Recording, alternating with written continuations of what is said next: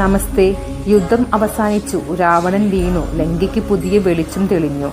എന്നാൽ രാമൻ ഇപ്പോഴും മൗനത്തിലായിരുന്നു. അവന്റെ കണ്ണുകൾ സീതയെ തിരിഞ്ഞിരുന്നു. ഹൃദയം ചോദിച്ചതും അതേ ചോദ്യം, സീത, നിനക്ക് സുഖമാണോ? പക്ഷേ ലോകം ചോദിച്ച ചോദ്യം മറ്റൊന്നായിരുന്നു. സീതയുടെ വിശുദ്ധിയെ സംശയിക്കുന്നതായിരുന്നു ഈ ലോകത്തിന്റെ മനസ്സ് തന്നെ. രാമൻ വേദനയോടെ പറഞ്ഞു, ഞാൻ നിന്നെ സ്നേഹിക്കുന്നു. എന്നാൽ ഞാൻ ഒരു രാജാവും ആകുകയാണ്. ജനങ്ങൾക്ക് ഉത്തരം നൽകേണ്ടത് എൻ്റെ കടമയാണ്. അതിനെതിരെ പറയാണ്ട് സീതാദേവി അഗ്നിപരീക്ഷയ്ക്ക് സന്നദ്ധയായി. അഗ്നിജാലയ്ക്കുള്ളിൽ കടന്നപ്പോൾ ദേവതകളും ഭൂമിദേവിയും സീതയുടെ ശുദ്ധി സാക്ഷ്യം വഹിച്ചു.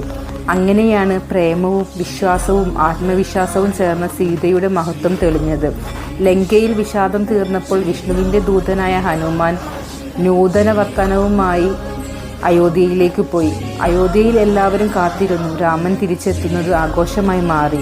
അയോധ്യയുടെ പാതകളിൽ ദീപങ്ങൾ തെളിഞ്ഞു. അതാണ് ദീപാവലി. രാമൻ സിംഹാസനത്തിൽ ഇരുന്നു. സീതയും ലക്ഷ്മണനും ചേർന്നു ധർമ്മരാജ്യത്തിന്റെ തുടക്കം കുറിച്ചു.